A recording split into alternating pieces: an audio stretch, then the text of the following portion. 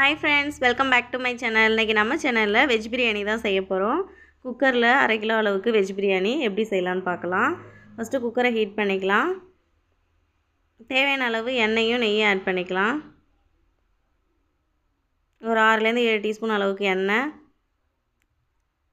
கொஞ்சமா நெய் ஆட் பண்ணிருக்கேன். எண்ணெயும் நெய்யும் ஹீட் ஆனதும் பட்டை வகைகளை சேர்த்துக்கலாம். 2 பெரிய வெங்காயத்தை கட் பண்ணி எடுத்து வச்சிருக்கேன் நீல வாக்குல. அதையும் சேர்த்துக்கலாம். 2 முழு பச்சை மிளகாய் சேர்த்துக்கலாம்.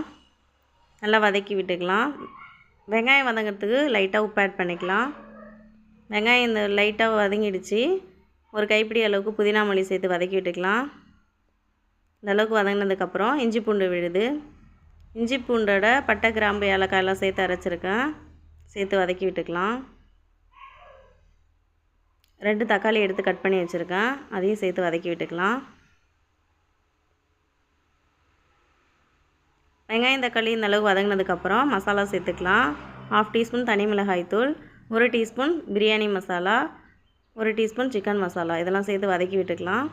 1 குழிக்கரண்டி அளவுக்கு தயிர் சேர்த்துக்கலாம். நான் இதில் லெமன் ஆட் பண்ணலை. தக்காளி தயிரில் இருக்கிற புளிப்பே போதுன்றதுனால நான் லெமன் ஆட் பண்ணலை. நீங்கள் விருப்பப்பட்டால் சேர்த்துக்கலாம். இன்றைக்கி என்ன வெஜிடபிள்ஸ் எடுத்துருக்கேன் அப்படின்னு பார்த்தீங்கன்னா, கேரட், பீன்ஸு, உருளைக்கிழங்கு, பச்சை பட்டாணி, மீல் மேக்கர் இதெல்லாம் சேர்த்து தான் இன்றைக்கி செய்ய போகிறோம். லைட்டாக மஞ்சத்தூள் ஆட் பண்ணிக்கலாம். 1/2 கிலோ அரிசிக்கு 1 லிட்டர் அளவுக்கு தண்ணி சேர்த்து தேவையான அளவு உப்பு சேர்த்து நல்லா கொதிக்க வச்சதுக்கப்புறம் 1/2 மணி நேரம் ஊற வச்சுருக்க அரிசியை சேர்த்துக்கலாம். தண்ணியை வடிச்சிட்டு சாப்பாட்டு அரிசி தான் நான் யூஸ் பண்ணுறேன். இப்போ லைட்டாக கிளறி கொடுத்துட்டு உப்பு காரம் செக் பண்ணி பார்த்துட்டு புதினா மல்லி ஆட் பண்ணிக்கலாம். குக்கரை மூடி ஒரு 3 விசில் விட்டு எடுத்துக்கலாம். மீடியம் ஃப்ளேம்லேயே வச்சு ஒரு 3 விசில் விட்டு எடுத்ததுக்கப்புறம் வெஜ் பிரியாணி பாருங்கள் எப்படி இருக்குன்ட்டு. குழையில நல்லா பொல பொலன்னு சூப்பரான வெஜ் பிரியாணி நமக்கு ரெடி ஆகிடுச்சு. இதுக்கு நான் ஆனியன் தயிர் பச்சடியும் முட்டையும் அவிச்சு வச்சுருக்கேன். இந்த வீடியோ உங்களுக்கு ரொம்ப பிடிச்சிருக்குன்னு நினைக்கிறேன். நெக்ஸ்ட்டு ஒரு சமையல் வீடியோவில் பார்க்கலாம். Thank you friends.